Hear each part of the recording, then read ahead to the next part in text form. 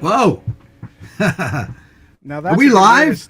We are live. That is a great way to get the morning started. And another Club Joe off the Yes. Club Joe is in the house, and of course, I guess I got to do this because it is. It's time for Club Joe. It's time for Club Joe. Oh, thank you, Joe. You know, it's good to have a Joe and a keyboard. It's good to have a Joe and a keyboard. Yeah. I don't know. That sounds kind of creepy at 11 in the morning, but it's good to be here. It's good to be talking to everybody out there. I got my guitar on. I've got some really cool things to talk about today. And but I wanted to show you this. Can you see that? Does that make sense? Yeah, there you go. Yeah. What is this thing, right? So I was looking around for something and the other day, and I found this thing, right? Oh my it's a mini disc. Unbelievable. I thought these were so cool when they came out. They had such a cool kind of compression to them or something. Or maybe it was the mini disc players. They did something that kind of reminded me like the first time you hear your record on the radio. Something happened. And but yeah, it's kind of small. You know, it's kind of disappointing when you put so much of your life into making an album and it turned into something so small. Of course, that was before file sharing, which is, you know, that's so bizarre. It's so small, yet it's so huge at the same time. It's almost hard to fathom. But what this represents, of course, is the very first G3 live album, and also came with the DVD and everything, with Mr. Steve Vai and Eric Johnson. And there's a story to tell, you know, about the whole G3 experience, how it got started. And I wanted to sort of start off today with just talking about that. So you got to imagine going way back in time. It's 95. I put out an unusual album, the eponymous record, Joe Satriani. And we're on tour. Everything's great. I come back from Europe, and I'm in the Bill Graham management offices, and I'm talking to Mick Brigden, my manager. And I said, you know, everything's great. You know, touring's great. I get to play my music for my fans every night around the world. But how come every time I call Steve, and you know, he's in California when I'm in Paris, and when I'm in Tokyo, he's in Romania. And I said, when do I get to hang out with my friends and play guitar? Because I always thought when I was a kid, dreaming about being a rock and roll star, I thought, oh, you just hang out with all your buddies and you're playing guitars and amps and having a party all the time. But that's not how it turned out. As a matter of fact, being a lead guitar player, solo artist, sort of at the time ensured that I would be isolated and kept away from every other sort of competitor, you know. And I started to feel kind of lonely, and I thought, well, we got to do something about that. What if we organized it so that, you know, for a number of weeks, we would be hanging out with each other, and we would do it with the fans, for the fans. I just figured that me and the fans probably had the same feeling, like, when are these guys going to get together and just play music that we all love? Not necessarily their new album or their big hit, but something that we can kind of celebrate together, you know, celebrate the history of the guitar. So it was a big ask, you know, walking into a management meeting like that. But eventually it turned into something really cool, which is we started to think, you know, we could do this. We just have to organize it. And we have to figure out a way that it's attractive for all the artists that we invite, in a way that when we say, hey, would you like to join us for this thing, and you'll have this amount of time so that you can play your music for your fans the way you want, and we'll take care of all the details, and at the end of the day, we'll all get to at the end of the evening, we'll get to jam together, and we'll just pick great songs from the rock and roll catalog. We won't have to worry about who's catalog we're going to pick from. It won't be ours, you know. So it was a way of just sort of relieving the tension. And I think the hardest thing was convincing artists and managers that it was cool for their prospective artists, you know, and themselves to stand next to someone who might shred them on any given day. I was cool with it because I thought, well, all these guys I want to invite are better than me, and I just want to stand next to them and watch them do it, you know, and it'll be fun. And I figured the audience already has figured out who they love the best, who their favorite is. And that's not why they're coming. They're coming because we're opening up, letting our guard down, and we're just being ourselves, and they get to celebrate with us. And I just thought that's what I would want. If I was a kid and somebody said, hey, Hendrix and Page and Clapton and Beck, they're just going to jam together and they're going to play all their favorite songs from, you know, what got them going when they were growing up, I'd be right there. I'd think that is the greatest thing ever. And I wouldn't be thinking it's a competition. I'd just be so happy to be there and to be part of that concert. So that was what I needed to convince everyone about, so that they would say, all right, we'll try it. The next difficult thing was the promoters. The promoters kept saying, you know, if you want to invite Steve Vai and Eric Johnson, we'd really rather have, like, you know, you come in August and Steve come in October, and we'll get Eric here in December. We don't want you all in one night. It's too expensive, too risky. And so that was a hurdle. We had to tell them this is special. It will ignite something in the audience that they'll want to come to this. And you won't lose money on it. You know, I mean, they put up the money for it, the promoters. They take the risk initially to bring us out there. So it took about a year to get everybody on board. But after that first show, backstage, it was all smiles. Everyone was telling me, we get it. We finally get it. It's like there's something happens. It's unique. G3 is different than just going out there and having a double bill or a triple bill or something like that. There's something that happens between the performers and the audience that's quite unique. And so suddenly we were getting invited all over the world to, you know, to bring the tour everywhere. And we had artists calling us for once saying, can I please join G3? So it took quite a lot of effort, but it came from that very small desire that I had, that I just really wanted to hang out with Steve and the rest of my buddies on a regular basis, like we did when we were kids. And because we learned so much from each other, we shared so much, and I miss that. I miss that sharing, you know. So anyway, that I had to tell that story, and I kind of got started when I saw this digging through the warehouse the other day, and I'm not sure where I got that shirt and why I wore it that night, but there it is. Yeah, well, I mean, what was the most crazy response to this first idea when you approached people, whether it was management or booking agencies or clubs or people? There's like, did they really think you were just completely nuts? Like, yes, why they did. Why would you even have more instrumental guitar music in one night?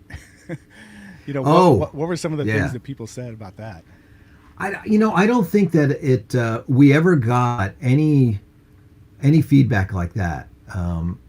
I think they just figured, well, whether it's just, you know, Joe showing up for an evening with, or it's him with 18 other guitar players, it's still just going to be a lot of guitar no matter what. So it was never about that. The first knee-jerk response was really part of old school show business. And you know that joke about, what is it, W.C. Fields used to say, never perform with animals and children, you know, because you get shown up, you know, you can't compete. It was like an unwritten rule. Everyone would say to me something like, are you sure you want to stand next to him? That guy's really good. You're like, you know, he can play this better than you. He can play faster and louder and, you know, whatever. You know, they had some criteria they would bring into the mix to try to instill fear into me, like it's a bad idea. Don't walk on stage with that person, you know. And I just kept thinking, if I'm Joe in the audience, like I'd been for my whole life going to concerts, I never think that way. I always think, oh, look how cool it is. So-and-so just walked onto the stage and they're playing some song that means something to them. And, you know, I thought that the artists that were questioning the theme of G3 really weren't understanding how the audience receives them, when they play a concert. And that was, I guess that was the basis of it. I just felt like, wow, if I went to see Black Sabbath and Jeff Beck walked out on stage, I would not be thinking about competition. I'd just be so happy. I'd just be so excited that I would get to experience this unusual moment. And so whatever fears were coming from the industry or the personal managers, like who's going to show up who's going to be better than whom, I just thought, no, the audience never thinks that way, and so I thought we have to get over that. We just have to just forget about that. Just remember, you're like that person in the audience, and when you see John Petrucci walk on stage, you freaking out because you go, I love that guy, and I love that guy, and oh my God, they're playing together. You know what I mean? And that's, and to me, that was golden. Yeah. And plus, I really wanted to play with all these guys. So, well, let's talk a little bit about just sort of some overview information for people. Like a lot of people may not even been alive when this started. It's been a while, and it's been since '96. 96, yeah. 11. I think the most recurring person is Steve Vai, who's been on 11 of these, I think. John Petrucci, 8 of them. I mean, both of whom we're going to be lucky enough to have joining us here shortly. Yes. But 16 G3 tours around the world. Yeah. Everything from, Steve Vai, Eric Johnson, Kenny Wayne Shepherd, Adrian Legg. I'm just going to keep going. Robert Fripp, Michael Shankner, Uli John Roth, Keith Moore, Brian May. I mean, it just keeps going on and on. And obviously, you've got your go-tos that you always ask, which I don't know if you want to repeat that as well. But, like you have your standard people that you ask every single time that G3 is going to be coming out again. You want to talk about those? Well, I think one of the things that people don't know about, and they wouldn't, is that, behind the scenes getting a tour started really involves this partnership between a promoter and an artist. And when an artist brings an unusual package together to a promoter, the promoter's got every right to say, I like it or I don't like it. And then they may even pick it apart, which very often would happen when we would bring these ideas to the promoters. And we would have to start a year ahead of time and say, okay, how about, these 6 different ideas for a G3, 12 months from now or more. And, we would be surprised with the feedback that we would get from different territories. And it might just be, vibes, feelings, maybe what's happened on the Billboard charts recently or the radio. It might be something that didn't work out very well between the artist and the promoter in one territory because of one gig or something like that. And we'd have to receive all this feedback and sort of filter it down. And the artists, God bless them, would sit and wait. They knew what was happening, and they knew that they may be received favorably or not in different territories because of their past performances with these promoters. And they would just wait. And one of the difficult things, of course, while that's happening is that our agent has to figure out, can we get into these venues or are they already booked? So there's competition for venues every single night around the world. So many artists out there are trying to get into a club, a theater, an arena, whatever, and there's competition. So and even there's a lot of the star power of multiple big name guitarists. Oh, there's always somebody. There's always somebody bigger, better, someone who will play for less, or someone who made the deal earlier or something. So, but my responsibility really is, I think, is to based on my feeling, just who would really have the most fun when I bring them together. And I would always go to Steve first. He was the first person that I ever wanted to be on the tour, and he was the first person that I called back in '95. And I couldn't think of doing it without him, just because I knew the kind of person he was. Amazing musicianship, but his heart was perfect for what was going to make G3 really work. Totally confident, nothing but love in his heart and wants to make everything work for the fans. That's exactly what you need to pull something like this off, and doesn't get caught up with, petty music industry stuff. And because it's a lot of hard work. It's still a tour. It's a hard work for the crew and for the musicians. And so you got to be able to keep your wits about you, but keep your heart pure, and save it all for the fans. So we would very often reach out and say, Steve, what are you doing for the next year and a half? Would this fit in? If we went here, is that cool? Or, are you going there right before us, or you want to go there afterwards? Maybe we can shift and go to this, go to Europe instead of Asia or something like that. And then once we got feedback, from Steve, we'd start talking about. Maybe instead of talking about Steve in the third person, maybe we should invite Steve to join us right now. It's a great idea. Why don't we do that in 3, 2, 1. Oh, no. There he is. The big reveal. That's right. Hey, guys. Thanks for inviting me, Joe. It's really nice to be here. It's great to see you. Yes. And what a great idea to celebrate G3 like this. I thought maybe we'd bring you in with a little music. So here, check this out. Oh.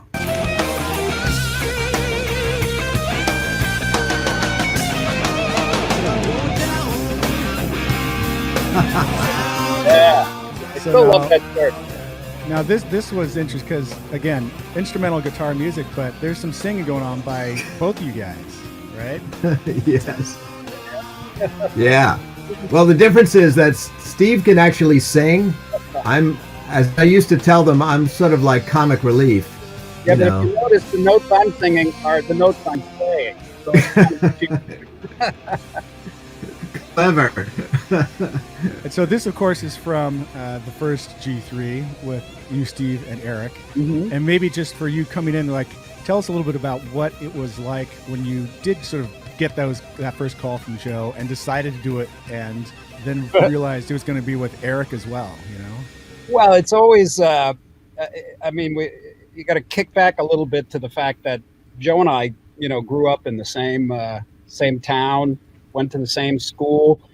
He was my teacher. Everybody knows this. And for me, whenever I had the opportunity to be with Joe, it was always, I don't know, it kind of felt like Christmas or something, because everything was the guitar for me. And Joe was the teacher and the mentor, but he could really play. And when you're with people who can play, you're inspired, because if you're sitting in your bedroom playing, and you could do that for years, but it's not until you're, with somebody else. And that was such a powerful, evolution for me to be with Joe. So when he called to do the G3, first I was touched that he thought of me, obviously, but I thought, absolutely, this is. Yes, Joe just explained sort of some of the challenges in the background, but the concept was just a winner. We all love the guitar, and being, like Joe was saying, I can't even imagine what it would have been like to have been able to go and see some of our real heroes all together on a stage. And when he mentioned Eric, I just thought, this is really special. And I knew that being on that stage with these guys, because I've been in, situations where, you're kind of compared. So when I joined Alcatraz after Yngwie's contribution to the band, people were like, okay, there's and then going out with Dave Roth after years and years with Eddie Van Halen, people were like, oh, who's this new guy? And so on. Same thing with Whitesnake and whatnot. But those situations were so powerful in offering me an opportunity to have to raise my own bar. And that's what I feel every time I get on stage with G3, when you're surrounded by these mountains. And these guys, they are dedicated from day one. Everything has been passion for the guitar. So they're at the top of their game. And everybody obviously has a unique style, unique approach. And to try to, if you're on stage and you've got like John Petrucci here or Eric Johnson there and Joe Satriani there, the most foolish thing you can try to do is compete, because you can't. But what is so remarkable for me about being on that stage with these guys is you never can feel that kind of boost in any other kind of a situation with other musicians. When you're with these guys and you're watching them at the top of their game, it pushes you. It's the greatest thing, because they push you to be better, the best weirdo that you can be, you know? And I just love that. And that's, besides all of the great adventures that we've had, just fantastic. So I just felt like it was one of those things in a person's career that's like a respite or something, you know? Because the tours themselves, I mean, it's so nice to not have to do anything. Like Joe said, it's like, would you like to do a big, beautiful, lovely tour? You don't even have to sound check. You don't even have to do a full set, and we get to jam together, and you don't have to worry about anybody's, you know, the crew or anything like that. Here it is on a silver platter. You want to come? What do you think about it? Yes. You know, let's take a quick question from those folks that have been watching. This is from Facebook, from Aaron Mowell, which sort of talks about some of maybe the challenges people wonder about. So his question is, how easy is it to accommodate everyone's own personal lives setup requirements, such as monitoring, etc.? So maybe any interesting challenges, or is there just so much camaraderie and sharing is easy? Wow. Well, you know, what's what Keith Richards said? Someone has to be louder. I always thought it's good to remember, you know, getting everything perfect just never really happens, but it's good to get people near their amp. I always think that really helps everybody. But actually, Steve, you know, you should answer this, because for many of the G3s, you've had the most difficult job to walk out on stage at the end of the night and join a band that's all hot and sweaty and warmed up. It's always one of the things that I realize is really hard for the guests, because they've been sitting backstage for an hour and they've already done their set, and maybe they feel like they've peaked, or, you know, they're not as warmed up as they were an hour and a half ago. And then all of a sudden I invite them out and I'm like, all right, give us 100%, like right now. And they're dealing with monitors. So Steve, go ahead, tell us. Well, that's how do you do it? Like a gauntlet, you know, when you're walking out onto a jam stage, and you know that, well, in sound check, I could, you know, everything was working okay. But at some point you have to just surrender to all that stuff and kind of go out there, plug in, and you know that feeling when you just go bump, bump, bump the first time, and it's like almost the entire experience of the jam is flashed in front of your face when you go boom, boom, boom, and hear how loud you are. But then that we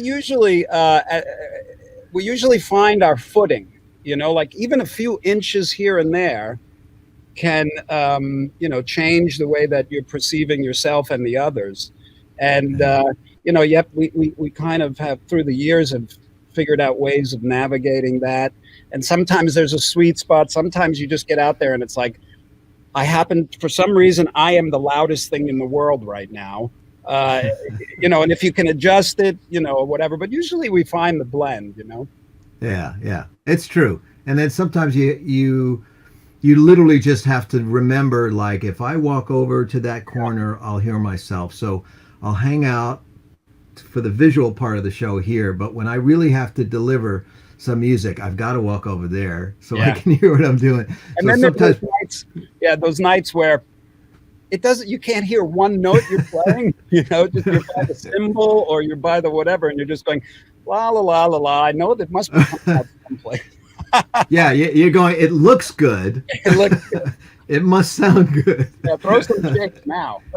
Yeah, we've had some of those challenges where some people really need to hear themselves louder. Some people cannot hear anybody else interfering with their thing. And so, yeah, I've done a lot of sections of songs where I turn down to a whisper just to make sure that, you know, this guest that I've, you know, invited, as Steve said, into the gauntlet, it feels comfortable enough, you know.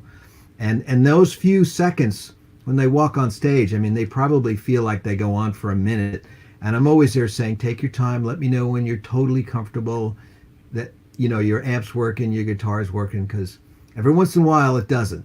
Somebody comes out and there's a, chords Joe, do you not. remember that? Do you remember that time that we were recording for a G3 record? I can't remember which one. And we jumped off, and you and I were standing in the wings because we were going to run out and do an encore. And you said, my amp just went down. Oh, Do you remember perfect. that? There was it was cutting in and out. You were playing and it was cutting in and out, and we were Oh, yes, that was Tokyo. Yeah. yeah. And I just said, fake it and we'll fix it later. That was it was heartbreaking because I remember. it was the MIDI pedal controlling the JSX channels, and it was one of those things that we thought back then it was cool to have channel switching controlled by MIDI. It turned out it was a bad idea, and anyway, that it went down as soon as I started the solo, which I decided was for Smoke on the Water. I was going to do Richie Blackmore Proud, and because I'd done it on tour with the band so many times, I thought I'm just going to do it like Richie. As soon as I step on the pedal, it cuts out. So we finished that, and I'm thinking, oh, okay, what an idiot. Tonight's my turn. Misery has visited my rig tonight. Yeah. And so we thank God Eric Codieu was editing that for us, and he saved it as much as he could. But it's a funny sound. Yeah. Misery visits my tuning pegs more often than I care. Let me cut in here to point out that we're actually, or announce, I guess, we're going to be doing a little giveaway for some lucky fan. Oh, good. Yes. And we've got a little collection of prize packs, and it's going to be a selection from people who answer this following question in the chat. So on YouTube, Facebook, etc. So the question is, who is the most surprising guest that would make sense to invite to a future G3? And so I want to be clear that the way this is phrased is they don't even necessarily have to be a guitarist, but just who would be the most surprising guest. So be creative, see what you can come up with. And I know that we've got some autographed things that are going to happen. Here's a copy of G3 live in Tokyo. Yeah. Joe, you've got one of your straps you're going to give up, I believe, from back there. I think there's 3 straps back there that I haven't already abused, and it's not like I don't have straps. I've noticed people always comment like, you got a lot of straps, dude, right? So yeah, but a lot of those are prototypes. Rubina's always working on different designs, but I do have some really cool straps there, and that'll be part of the package. Look at that poster. That G304 poster with Mr. Fripp. Actually, I hear there's a story about Mr. Fripp's legs. Joe, yes. Do you know that story? Can you share that? Oh, yeah. So as a lot of people know, Robert performed sitting down. And so when Robert joined the tour for that leg, we didn't have a photograph of him standing up playing guitar. So we had to find legs. So those are actually my legs from a different shot. And the reason why it worked out, and here's the other funny part of it, is that for a really goofy reason, when I got to that photo session with Steve and Yngwie, I decided to wear my guitar really high and sort of hold it like a country player. I don't know why I was just like one of those funny moods I was in, right? Instead of wearing it low the way I usually do it. And so, but little did I know that would provide us with plenty of leg photographic, material to then graft onto Robert's body. So this is the only poster where you. I said the late great Rex amazing. Ray did some amazing things with Photoshop. He did. Rex was amazing on so many points, but that was really something. We got a good laugh out of it, and Robert loved it. Of course, he just thought. Yeah. Did he ask if you could make him taller? Yeah, I'm sure he probably was wondering, hey, how come I don't have Steve's legs? But and the pants too. Yes, and the pant. Yeah. So there you go. Here's the signed poster from 2018 with John. Oh, cool.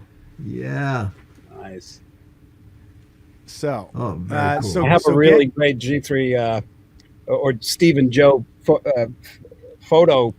I don't know if you remember this, Joe. We were doing a photo shoot for the cover of, I think it was Guitar World or something, years ago. And I'm in the studio, and the photographer comes in, and he comes in. I've got all my stuff. I got all my shirts and everything, my glasses and everything. And he comes in. He goes, "Hey, man, I'm a big fan. I love your records and everything." I said, "Great, thank you." And he goes, "Yeah, man, I'm looking forward to the shoot." And then he comes up to me and he goes, "Do you know when Steve's going to get here?" And I'm like, started sharpening my knives, and I said, "Why?" I said, "He should be here soon." He goes, "Because I hear he's kind of difficult." He says, the magazine wanted me to make sure that he does it. He likes to wear all these like crazy shirts and stuff, and they wanted it real plain. What do I, how do I tell? I said, "Really?" Like I said to the guy, I go, "Well, I'll tell you what. I know Steve. I know him really well, and you know what? You just have to tell him what you want. You got to tell it though. You got to be really firm with him, because he comes off kind of like a toughie. But he's a real pussy." He says, well, what about the glasses? Because he wears all these weird glasses, and they didn't want him to wear glasses. I said, "Listen, let me tell you something about Vi. He's a pussy. You just tell him what you want, and he'll do it, because I know him. Trust me. He'll do whatever you tell him, as long as you are firm." Right? So I'm like, "Okay, great, thanks." And then you and Mick walk in, and you walk in, and the guy turns and he goes, "Hi, Steve." And Mick looks at me and looks at Joe, and he goes, "That's not Steve. That's Steve." And the guy looks at me, and he had this shocked look on his face. And right at that moment, I grabbed my glasses and I put it on, and I go, "I'm ready." Oh, classic. Good. Story.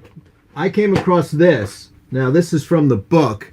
Yeah, John, you may have this. All right, so I'm pointing at this one here. I love this because it was about 102 degrees out, right? And we're in Phoenix, I think, doing a sound check. And Steve, you're wearing striped shorts, which I'd never seen you wear before. But it was burning hot, right? Yeah. Stu was wearing shorts. He always wore shorts. For the first time and only time in my life, I am not wearing a shirt. Okay. Again, Steve, when have you ever seen me do that? I'm wearing a baseball cap and no shirt. Yeah. And of course, Eric is dressed wonderfully, appropriately, with nice, not sweating, fuzzy headphones and everything. Everything. He's probably wondering, what is wrong with these guys? Oh my God. Joe doesn't have a shirt on. I'm standing over here. What do you think? Do you think we should liven this up a little bit more and add another guest? Yeah. Yes. With some chords.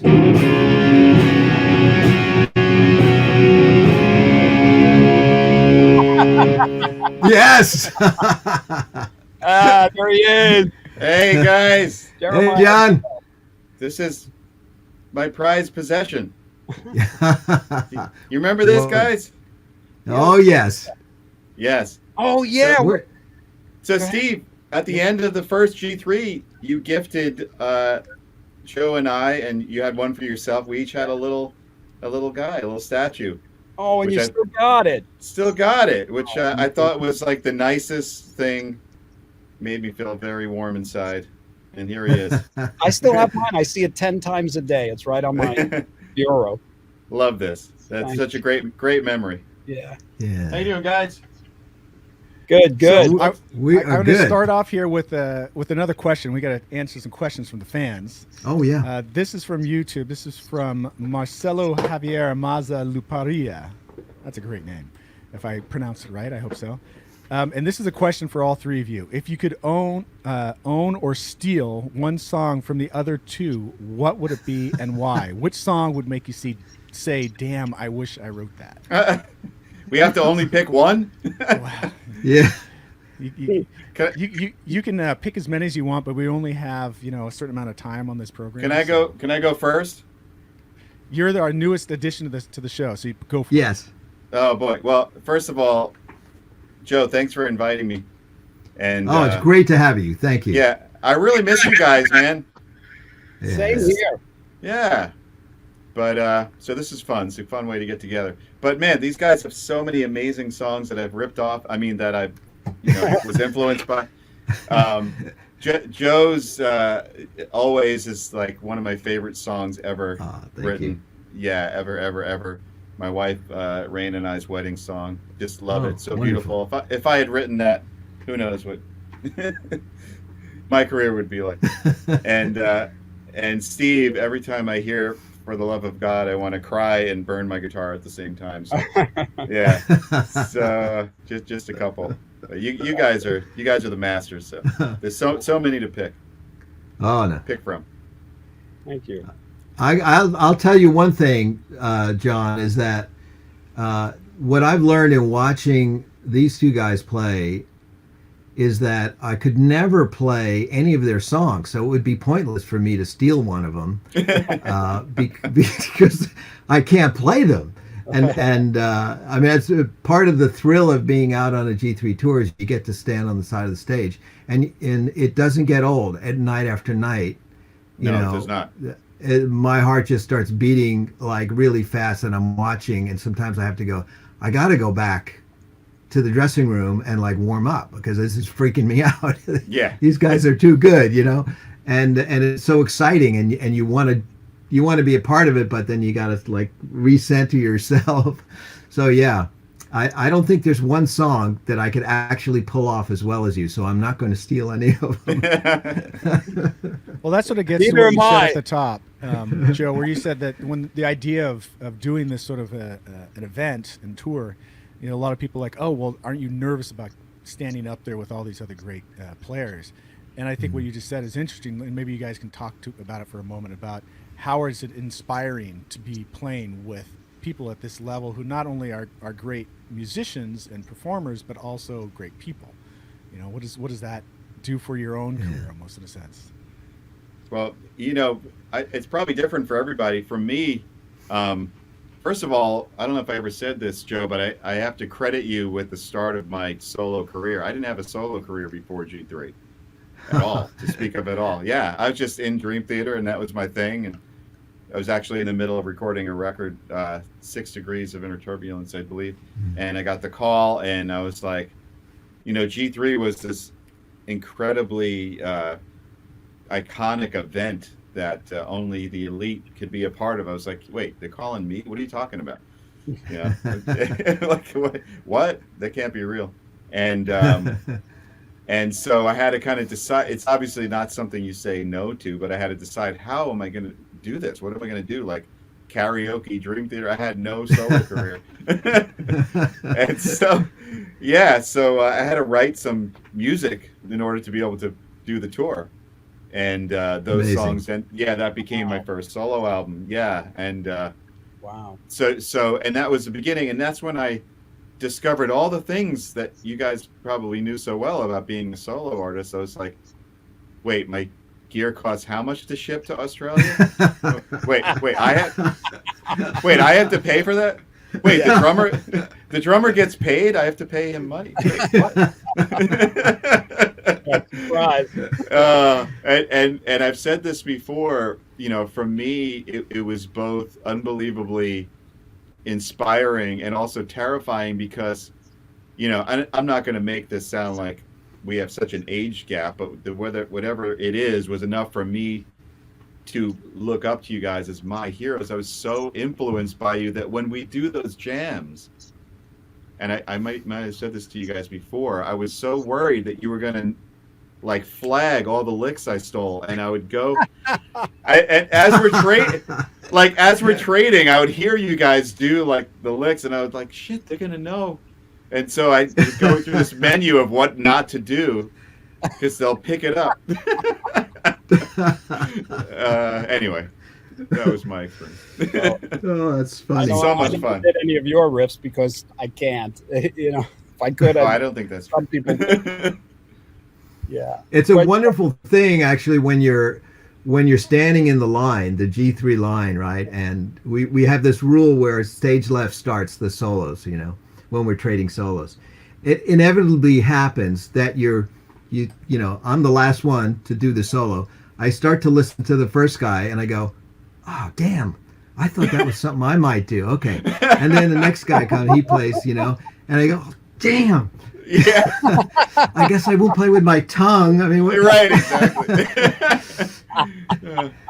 I just and it resorted would be to worse if we had like, yeah, if we had special guests, it would be worse. You know, it would be like 6 guitarists on stage, but by the time it gets to you, it's like I'm just going to hit a chord and point. there you you know, go. or something. And that I usually think, gets big yeah. applaud. It's funny. It does, right? I think I one time just resorted to playing with a jar of salsa because I had nothing. Look at the young man. Oh my God, who the Yeah, hell's look that? at It's like, that. it's like Guy Fieri over there. Look at the weirdo. Oh my God. Oh, Mouth, love it. keep the mouth closed. Fly catching. Love it, love it. What That's fun. awesome. So much fun. And And you know, those moments there, like you say, Yes. Joe, where you just yeah, you're waiting and your peripheral is on the other guy. And what I love the most in those moments right there is we're really pushing ourselves to be the most that we are. And like when you kick into some of those riffs, the playing, it's so fierce and it's so it's like machine gun rapid fire, clean bullets, get out of the way. You know, and I know that feeling that JoJo's tried to express. Like, it's like, damn, what are you gonna do now? You know, but what happens is and Joe will play, and there's this great moment that I see Joe. The vast majority of the times when it comes time to take that little spot, this other thing kicks in, and it's sort of a quirkiness that we both kind of have. And I just love seeing what's going to come out because it's unexpected, it's bizarre, it's inspiring. So when I go to play, it's just like, okay, who are you? You know, who are you, Vi? What do you got? What are you going to do that they're pulling out of you? You know, that's you. Yeah, yeah. That's the thing I love the most, and I guess that's it right there. that's awesome. Yeah, yeah. We pull things out of each other, and that's where the camaraderie comes in. Well, And, the bet. you know, and I've got another question from fans that I'm going to throw at you. So this is from Facebook, from Wayne Schwartz. It says, "Have you guys ever thought about doing a totally improvised jam? I think that would be epic." That's what we do. we do that all the time. Yeah, I think what he means Usually is the like, first. yeah, a song that's not based on a song, but I think to talk about how what you actually do once you get through a verse or a chorus of a song, and then it turns into this jam, like how that sort of evolves and changes from night to night. Well, a lot of it's Yeah, set. well, it has to be organized. Yeah, we have to organize it because there's a curfew at every venue that we play at. There's the operators of the venue who say you've got to get off stage by this time. There are union employees who are working, and they have every right to clock out and leave the building. And so we all walk on stage knowing we've got so many minutes to deliver the goods to the fans, and it's not an open-ended evening, you know. So that's just part of show business, you know. It's like when you play TV and they tell you got 3 minutes and 20 seconds. I don't care how long your song is on the album. Do the 3 minute and 20-second version. That's about it. Yeah, you have to have some organization, as Joe said. Usually the way it works is in prep for a G3 tour, Joe will write to all of us and say, how do you feel about the jam? You want to submit some ideas? And then he'll sift through them and kind of make the executive decision, which is nice because then that's off. You don't have to worry about it, and you know that it's the right decision. And then there has to be a protocol when you're on stage. There's improvising involved, obviously, but it's not a free-for-all because those always turn into a mess. Yeah, that's true. Organization is definitely important. It's and I think it gets better as the tour goes on. You kind of learn, you know, how that works. I mean, some of the most interesting things definitely happen on stage, and funny moments and really inspiring moments. But correct me if I'm wrong. I don't know if you guys feel the same, but one of my favorite things about any G3 tour is the powwow that we have after the jam. Yeah. Right? In the hallway of the venue. We get off stage, we're high-fiving and whatever we're doing, and everybody shares their experiences of the evening, of the jam, what was cool about it, what broke, what funny thing happened, and it will stand there for a decent amount of time, and Yeah. I love that. I feel like that's such a great private moment that we all experience. And also, it's not just the three of us. There's so many musicians involved on these tours. So, you're talking to the drummer and the bass player and the keyboard player, and I love it. There's just so many funny moments and stories, and sharing comes out of that, yeah, that's one of my favorite things for sure. Yeah. And there's some Yeah, I mean, we should great do a little stories. shout out to some Yeah. of the great band members that are part of these tours as well, who sometimes, get ignored a little bit. So if anybody wants to throw some names and some love to those folks, feel free. Oh, Well, Oh, of course, our bands. Yeah. Big hand for our bands that's right. over the years who have sat there Absolutely. and said, we've told them, hey, you're gonna vamp on that for like 629 measures, right. Yeah, exactly. and you're gonna be staring, Comfortable. you're gonna be staring at a bunch of guitar players, and they're gonna be going, over Right. and over again. But I think also, but it's different, a different experience for them too. Because for them, a lot of times they're just playing, 45-minute set, and then that's the gig, unless they're jamming at the end as well. So it's kind of a different, if you're in a band, you're playing these 3-hour, 2-hour Yeah. shows, and then you get this gig. Like for me, Dave LaRue has always played bass in my trio. And then I had Mike Portnoy play drums, Mike Mangini play drums. It was always a trio, and the three of those guys were like, "Look forward to the show. All right, done." And they're done with the night. They get to watch the rest of the show, or hang out, or do Yeah. whatever they want to do. Yeah. And it's fun. It's a fun change. It's like a less pressure of this whole thing. All the pressure's on you, Joe, and your crew and band and production. Yeah. And And that's another thing that if you're going to join G3 is the crew is just bulletproof. They're always spot on. They're happy. Everybody gets along. They're professionals, total pros, and that, like Joe was saying, when you're a solo artist and you put a tour on, there's a lot of responsibility. You got to play with people's schedules and negotiate all the ship, everything. But G3 has always been well, at least for me, I know, and the other guests, it's been such a lovely cakewalk. Everything is taken care of. It's like a vacation.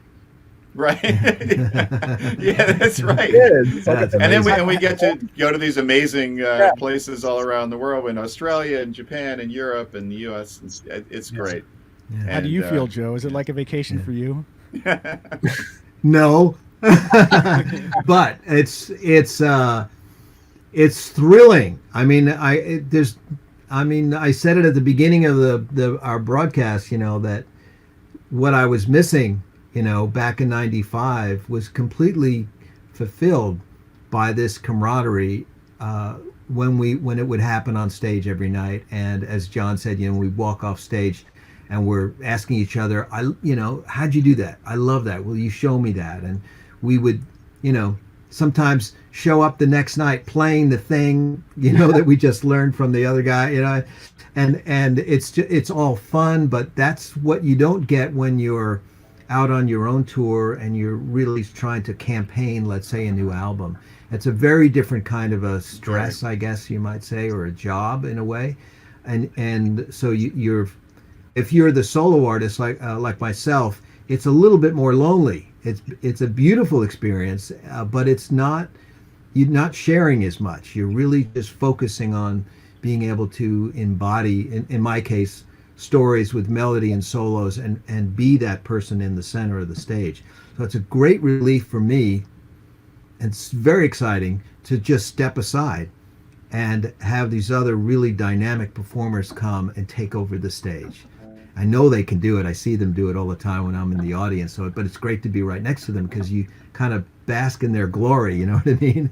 And then plus they're sharing at the same time, and it's I ask questions all and the it's, time. but I have to say it's scary, right? I mean, it's scary because the person next to you is just going to play something, and you're just going to go like, oh my God, that is so amazing. It's so beautiful. and I can't do that. So, Unless you and that, yeah, as Steve you probably. said, Sorry, Joe. I was just saying is that like what Steve said, there's something else kicks in.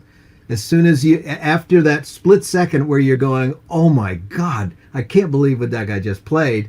And then all of a sudden it's you, and it's like the love from that person brings you to some new level. And Totally. you know, and that's what we're doing. We're giving. That's what it is, I guess. It's just the beauty of the fact that we're giving, and we've made it.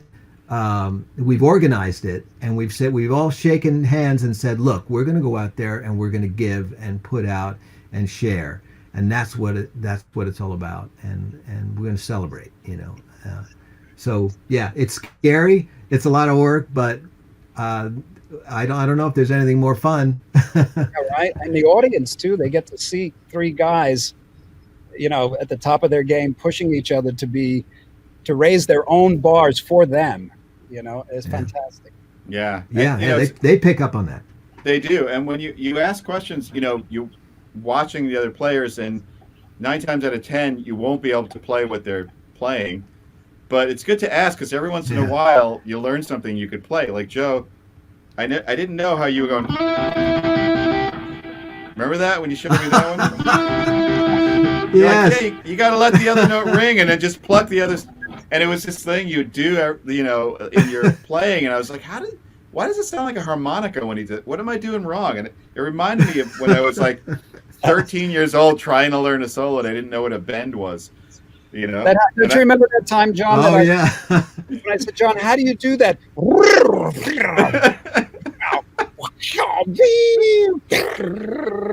And you showed me.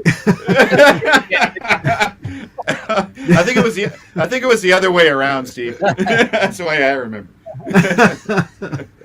You know, another thing, like for me, one of the great things is not only getting to play together and be a part of this great experience, but it's to get to know these guys. And you know, I found out that Joe Satriani and Steve Vai are two of the nicest, most generous, loving, kind people and souls, you know, in the world. And it's like, for me, that's such a great thing to experience, because you go sort of looking up to people and learning from people, and then you get to hang out and you learn that, wow, these are not only amazing guitar players, but these incredible human beings.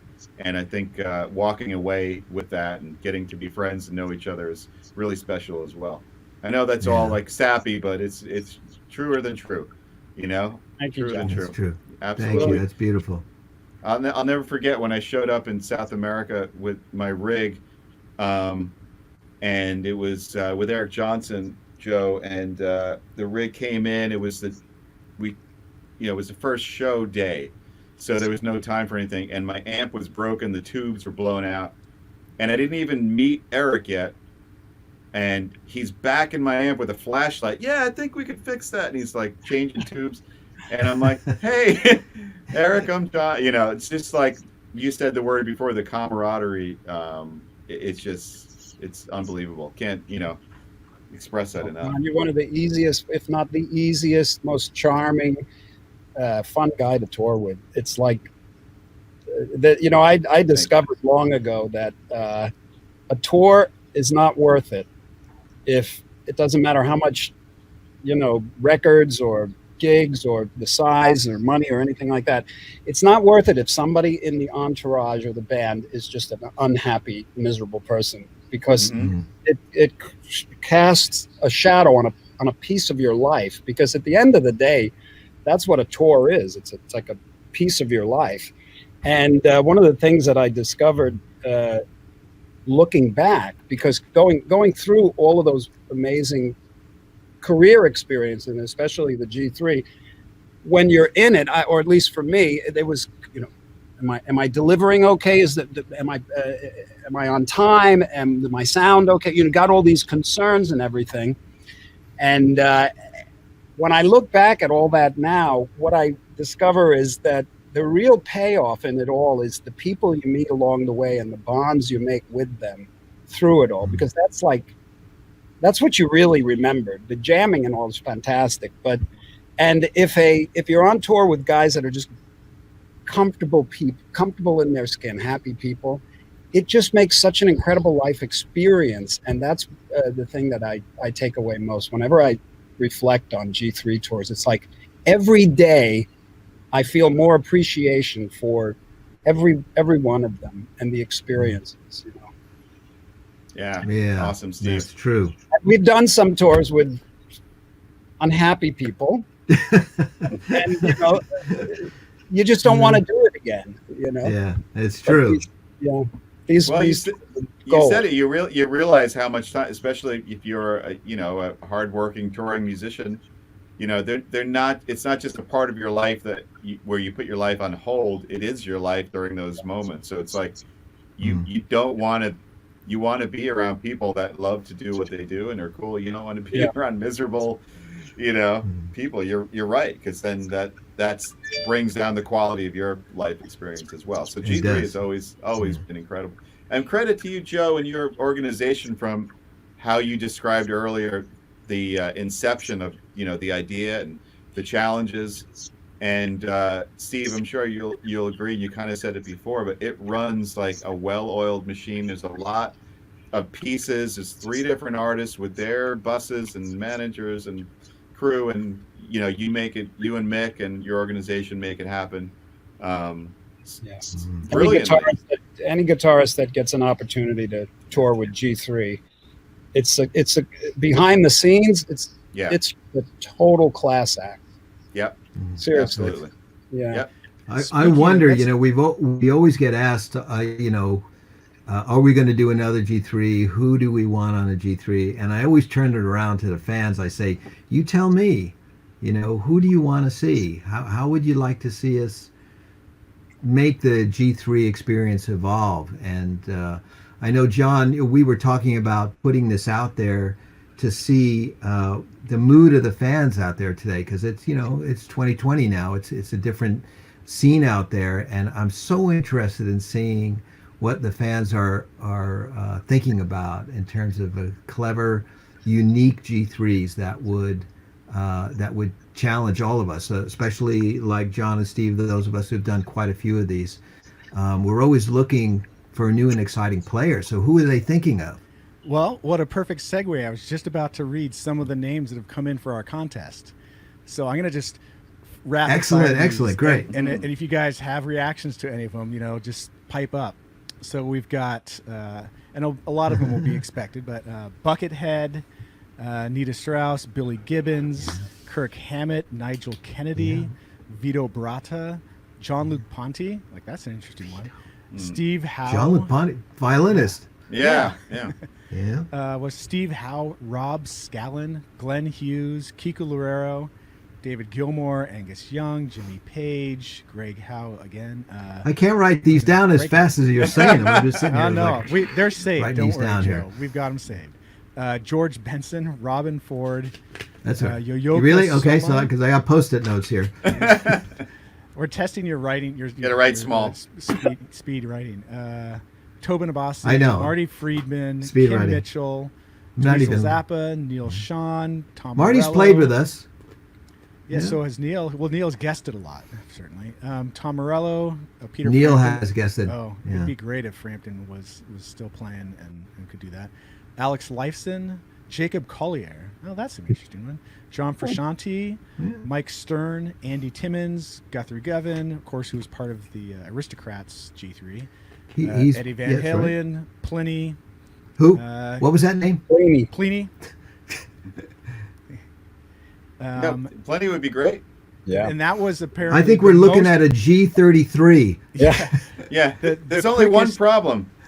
Sorry, the I quickest didn't and hear- most repeated answer was Pliny, actually. One problem is that cool. he's not Italian and from Long Island, so I'm not. I think the Pliny. Oh, fine. Well, the Pliny might be Italian, but the Australian no. Oh, he's fab. Yeah, he's awesome. He would be great. He's awesome for sure. And if we did a G33, the only It's funny when you. us. That's right.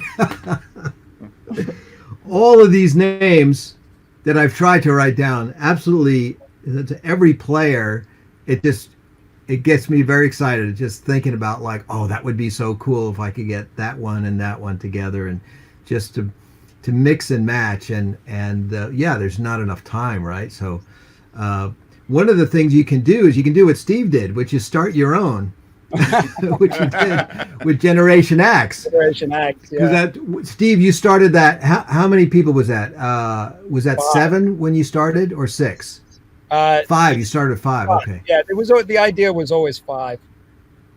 Yeah, and confronted with the same kind of protocol issues, the hardest thing with that is getting everybody's schedules together. Yeah. But it Yeah, is yeah. a great fun event too.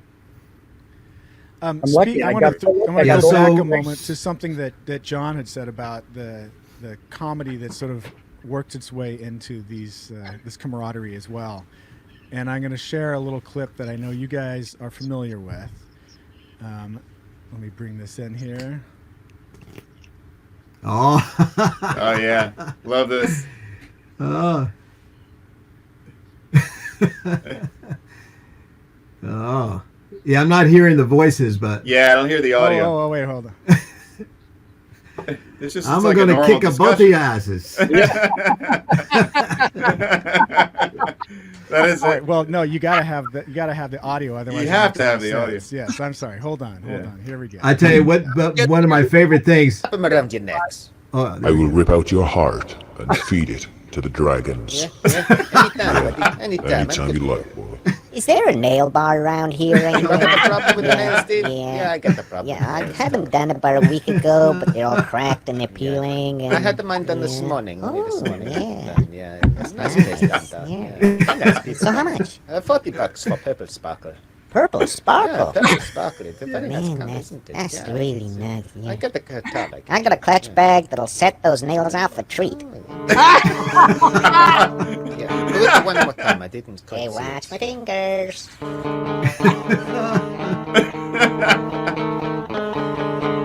oh yeah. Oh, No, man. it's Absolutely the first love time that. I've seen that.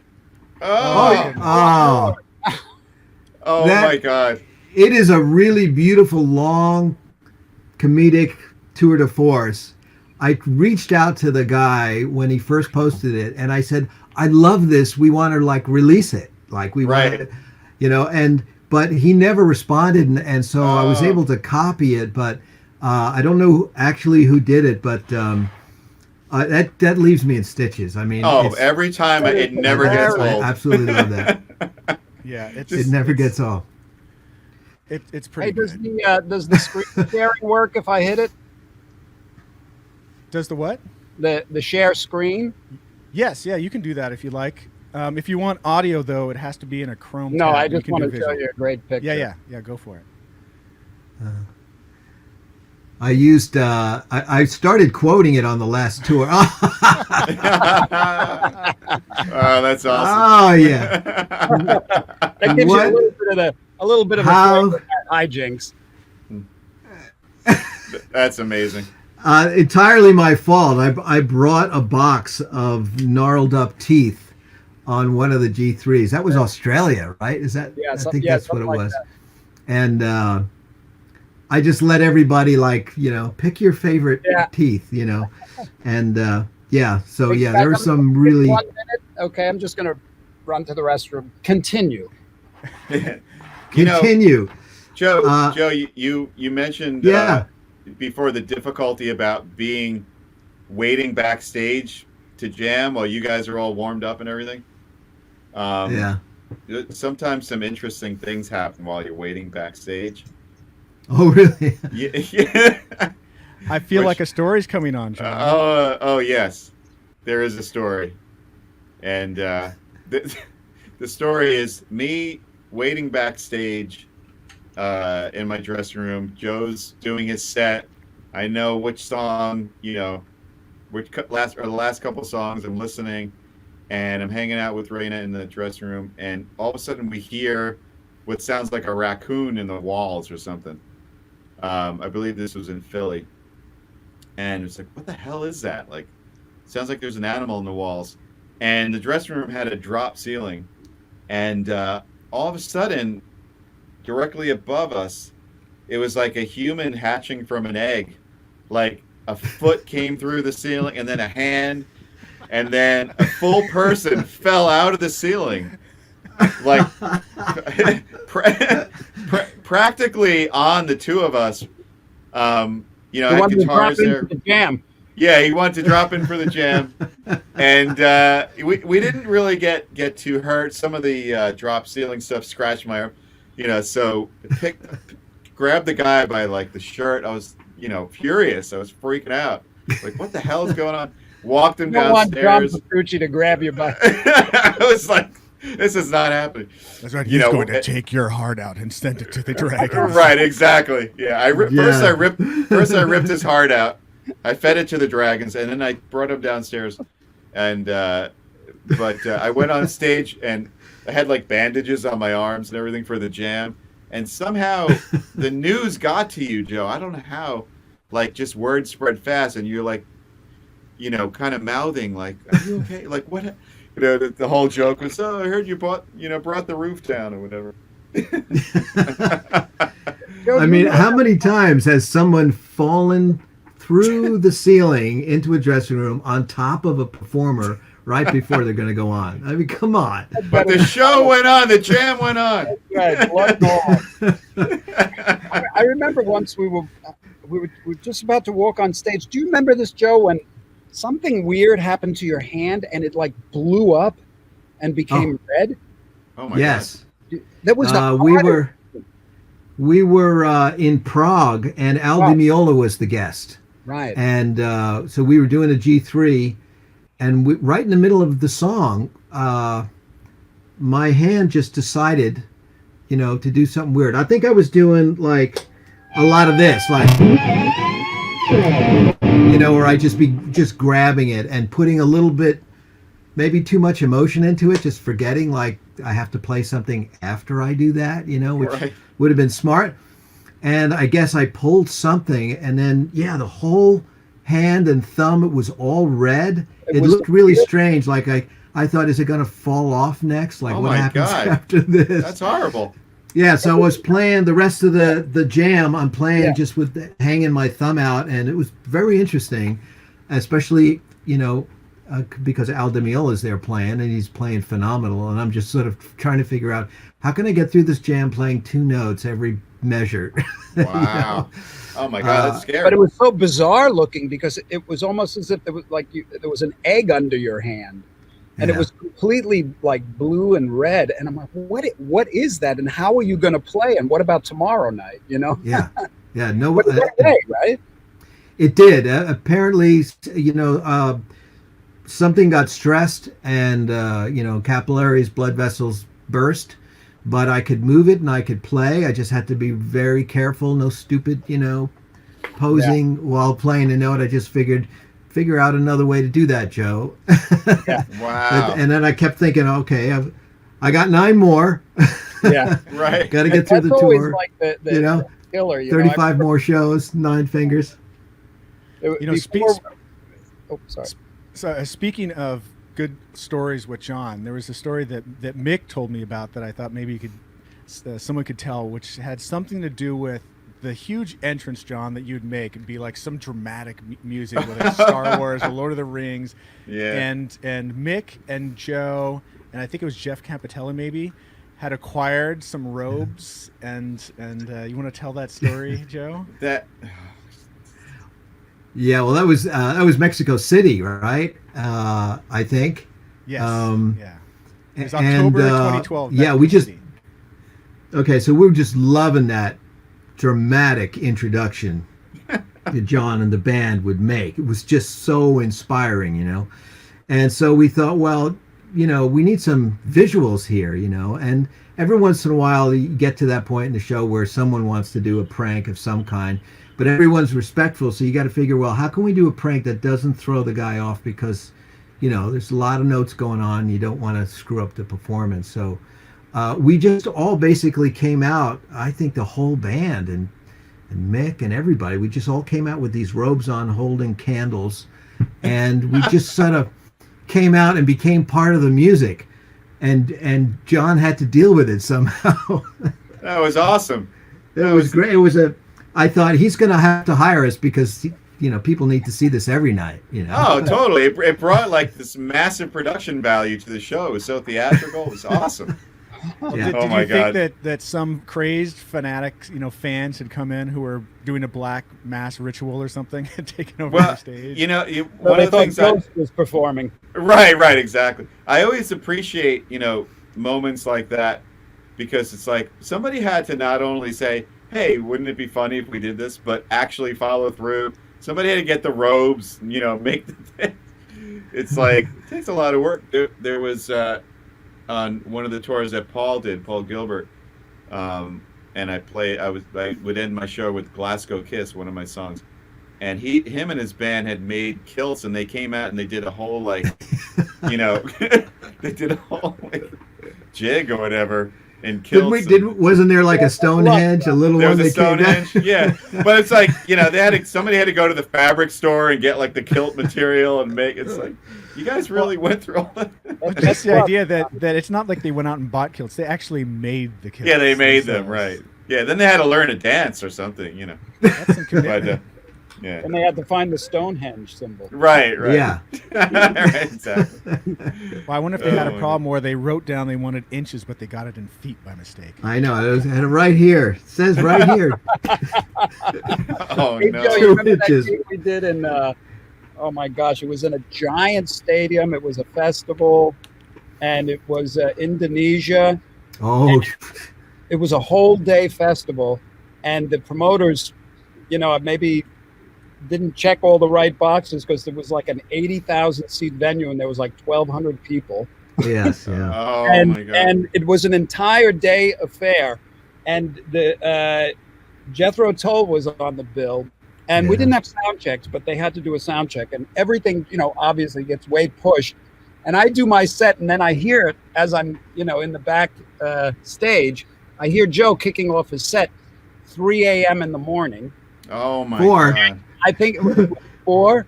Yeah, 4. And then we got like 2 songs into it, and I saw the cops, and they were coming into my dressing room, the police, to get me because we had, broken the curfew.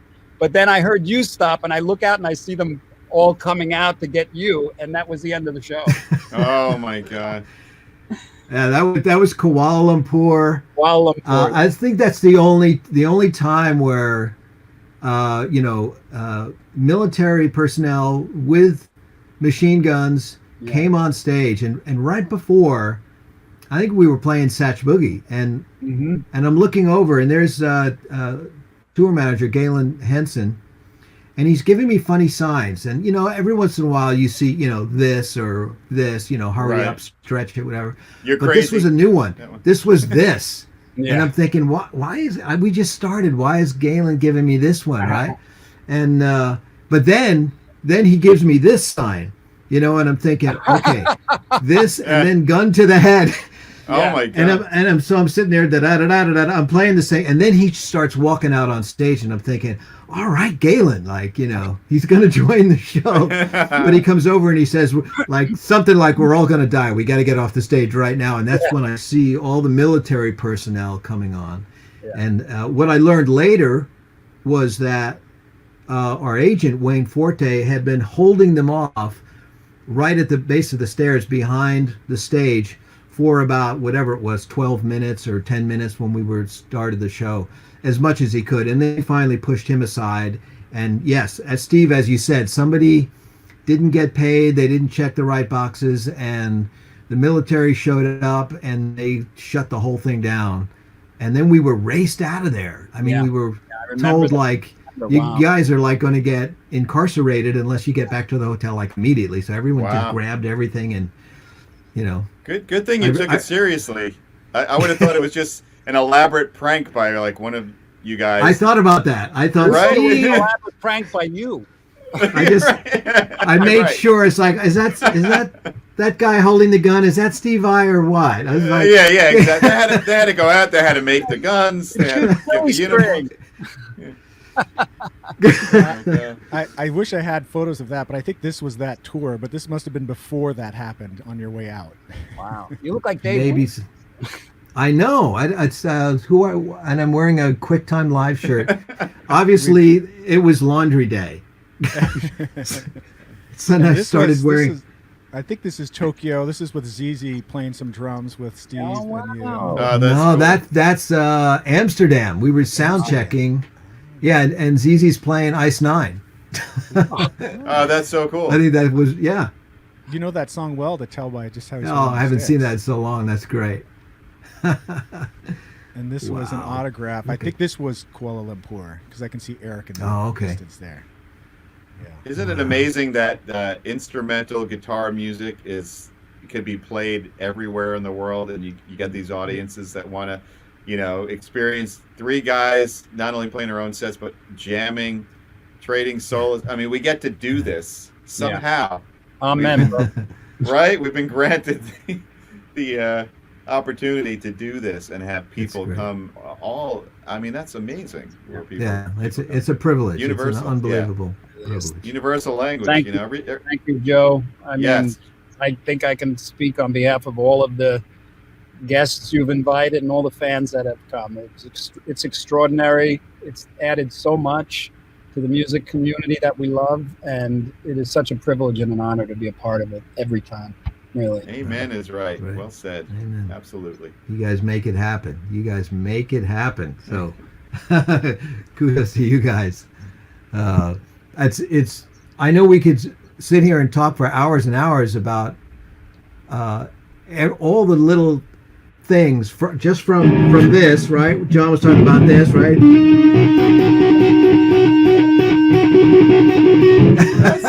That's the best. I finally learned how to do it.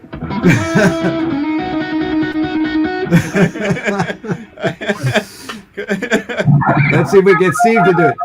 Like that? Oh my Steve, God. that'll cost you $19.95 for the next 20 minutes. Hey, I only used to pay $5 an hour for guitar lessons. Yeah, rates, rates have gone Oh up. my It's the God. internet, overhead, and everything like that. Well, what But do you think? Are you guys up for taking just a couple rapid fire questions just to Yeah, get yeah, things, yeah. a few Sure. things? let's do that. And even if it's a crazy involved question, try and keep your answers to like 15 seconds. We'll just see how many of these weeks we can plow Okay. through. Stopwatch. Yeah. All right, let's see. YouTube, Eric BD Creations. How do you guys approach fretboard visualization, memorization, arpeggios, scale shapes, triads, etc.? Ooh. Wow. Steve, how do you do that? Well, I try to make that background information. I don't really approach it so consciously when I'm playing. I just try to, it's there. And if needed, I think I will organically call on that stuff while I'm playing. But usually it's just like navigating with the ear. David Morales from YouTube. What would you three suggest to guitar players to improve their timing? Play with a Nope. metronome. Yeah. Yeah. Yeah. Lots that's of it. Yeah. Drum machine, play with somebody else, another Yeah. with a drummer, if they got good time. Yeah. But that's so important to get your timing together. Yeah. Henrik Jewell from Facebook. Did G3 change your approach to guitar playing? Well, other than learning that riff, John. You know what? This is going to sound funny, but again, before I did a G3, I was just John in Dream Theater, and I even think like just watching Joe, meeting him for the first time, Steve meeting you, and seeing how you guys as solo artists exuded so much confidence. I don't think I raised my hand in the air like that until I did G3. So just like the confidence level, I think that changed it the way I approach guitar. And yeah. Awesome. Yeah. From Twitch, Watchin' Famous. Hey guys, what's your favorite album that has come out recently?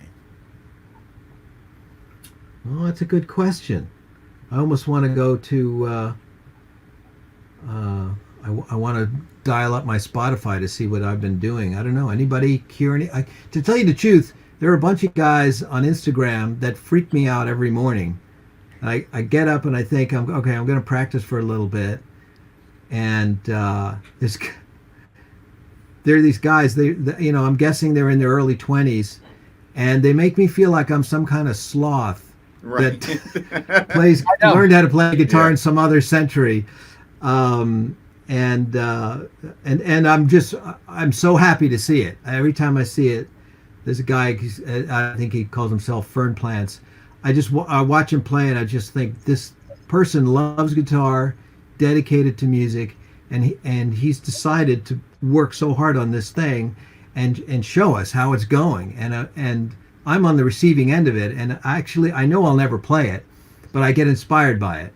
And there's a whole community of them, and they put stuff on, and they're on Twitch all the time, and I'm totally blown away by that. And that's been occupying me while I'm writing original music. I'm not listening to other albums, but I am checking in with them just because it puts me in my place.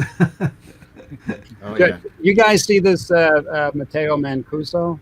Yeah. Yeah. Yes, yeah. It's like him and Yeah. Daniel Guitardo. It's just phenomenal to see what they're Yeah. doing. It's Yeah. It really is. Yeah, It's yeah, yeah. ridiculous. Yeah. it's involved stuff. All right, next question. Andy Jason Bristow Richardson, on- your buddy, right? You've had Jason. Absolutely. Yeah. Yeah. Of course. I was just going to say Jason Richardson. He's absolutely freaky. Yeah. What's Jason's the totally Japanese guy's name? Yeah, I don't know the 6-year-old girl. No, there's a young guy who is scary. I'm scrolling through Instagram right now to see if there's a post from him. Yo Onitan or something like that. I've totally mangled your name. I'm so sorry. But gonna change it now. people will find him, and your jaw drops, and you just go like, oh my God, Yeah. there isn't Yeah. enough coffee in the world to get me up to that. Well, I'm sure speed level. someone's watching this and they can post it in the comments, so everyone can go follow them. Yes, yeah, Here's a couple more. Andy Bristow on Facebook. How many hours roughly a day do you each play, or do you skip days? 23. You guys, 23, Well, for 23.7. For me, One yeah, after the other. it comes in waves. Some days it's a lot. Like lately, it's a lot, but it's all acoustic. I'm working on something. But yeah, it varies Definitely varies. Depends from on what all you're doing. day to nothing. Right. Here's someone I think is looking for some inside drama, but because everybody's so nice, it probably isn't one. From YouTube, and this person's name, Pooh Ninja. Who had the biggest writer on G3 tours? Biggest writer. Oh. Yeah, I should know this. Yeah, who would have had the biggest writer? Well, I think the thing is that my manager Mick Brigden usually will put somebody straight if they come in with crazy demands. He has a very professional and strong way of reminding people that it's a team effort, and that crazy demands aren't going to fly. They're just not going to work. And so I don't think we've ever really had anybody ask for something that was totally outrageous. There's always something that's semi-exotic. And so it's not as weird as the no brown M&Ms or anything like that. I don't even know if they make M&Ms anymore, but I can't think. I don't think anyone's asked for There was anything that one strange, guy unless that- you guys did, and you didn't tell me. I never got my 20 Nubian What was sex that? tapes. Oh yeah, yeah. We gave them to On my John. rider. I was very specific about that. They crossed it off. Here's another question. This one on YouTube. Somebody's asking, what about a strictly limited edition of a guitar, custom guitar that's a mix of your guitars? Oh wow. Good Would it be- idea. would it be the Ooh, best yeah. of the combination, or would it be the worst of the combination? Well, you wouldn't want the worst of the combination. I don't know. That Well, you would get be the a good idea. Yeah, absolutely. Scalloped frets Well, at the top. it could be like it could be 3-neck guitar. Yeah. So you know, when you do the G3 Jam, everyone's playing the same guitar. That's got to be the worst idea ever. Come on, Joe. Or Make it the happen. same guitar, the same like the way Steve. Sometimes you and Dave. Dave, yeah, well, whatever. Yeah. You play at the same time. Well, All right, here's we another kind of question. have to be like Steve. You've got a guitar like that, right? And Yes, I do, just kinda- like this. yeah, yeah. Oh, there you go. Oh, look at That's a that. beautiful guitar. Before we continue, may I, Joe, do you mind if I tell the story of this guitar? Sure, yeah.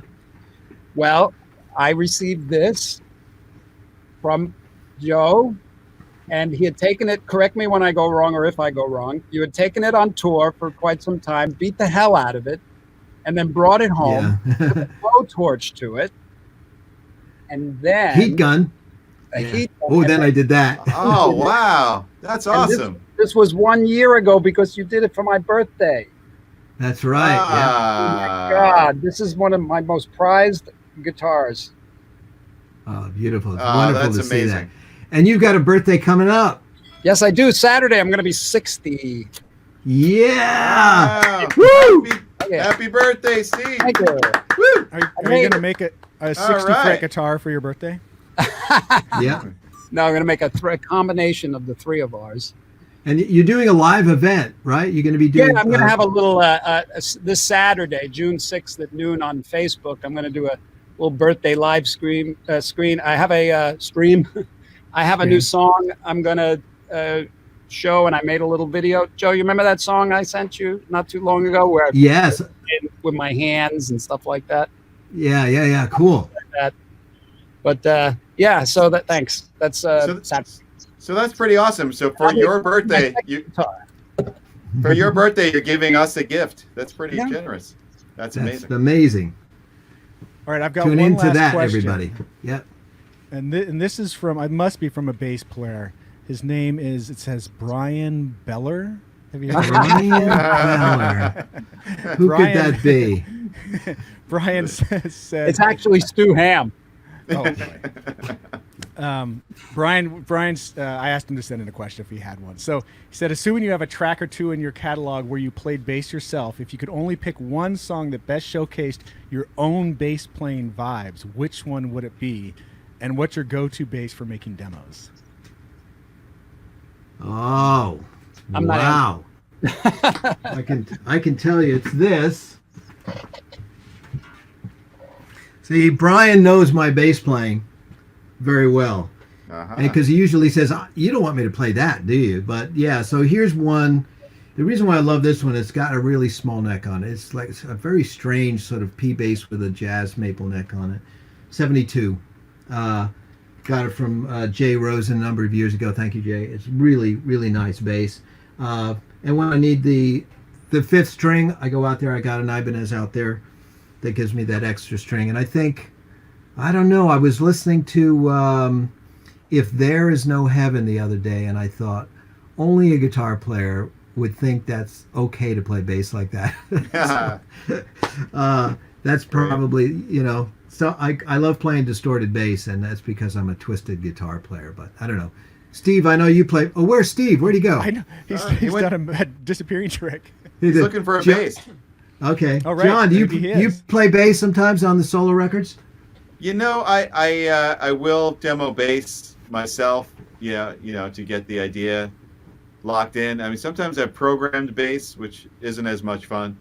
But I'll play bass sometimes, and then of course have it replaced by an actual real live bass player instead of myself. Because, like you said, guitar players play bass differently than bass players play bass.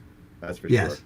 Yeah. It's true. It's true. It's almost like, I should put like a set of rules up, in the studio that says, no, you're not going to play the bass, or no, you're not going to use Right, exactly. the demo bass. Yeah. It's tough because you fall in love with the sounds that represent the first inspiration of the Sure. song.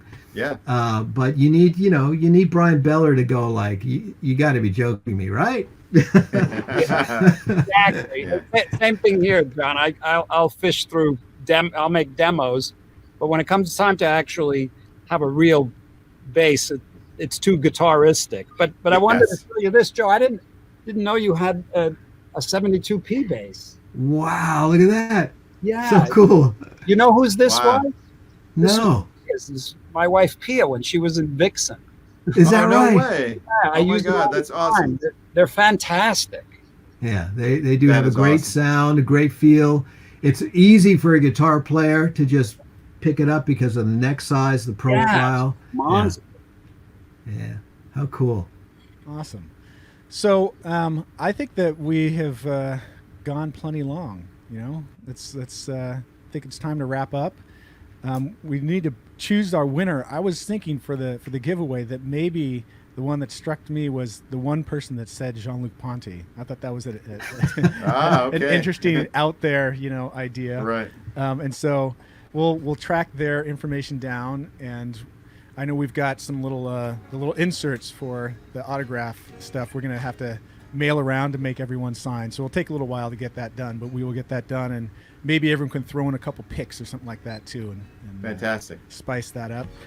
Throw 'em So yeah, thank you, Steve and John, for Pleasure. Thank making this you. Club Joe a very was special awesome. Club Yes. Joe. Thanks You for guys are inviting us. awesome. Thank you, guys. Thank you. Thank You you, guys are awesome. fans. And I don't know if Um, there's anything in closing anybody wants to say or play or anything. I was just thinking, I was trying to remember that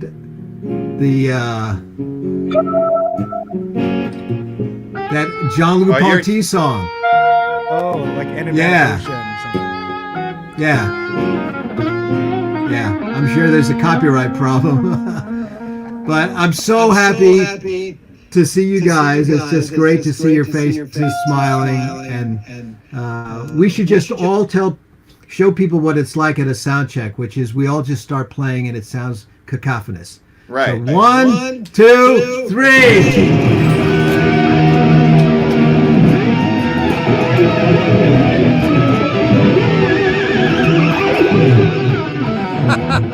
That's pretty much it. Yeah. That Oh was wait, great, one more guys. thing. One more thing. John, turn down. Right. Oh man. Of course. Wait a minute, John. How come Steve's louder? I'm always louder. Joe, what were those chords? That were very nice. E minor 11, G major 7, like A11, B11, something like that, or sus4. Yeah. Someone out there can tell us what that is. Beautiful Jean-Luc Ponty song. You knew John, you knew the title of that, right? What was it? Enigmatic Oceans? Enigmatic. Yeah. That's right. Yeah, I know. Wow. It sounded so familiar. Yeah. All right. You know the Good night, melody. guys. Beautiful. Signing off, everybody. Thanks for joining us at Thanks Club so Joe. much. Thanks, guys. So good to see you. So great to All see right. you. Happy birthday, Steve. Peace out, everybody. Bye, Joe. Ciao.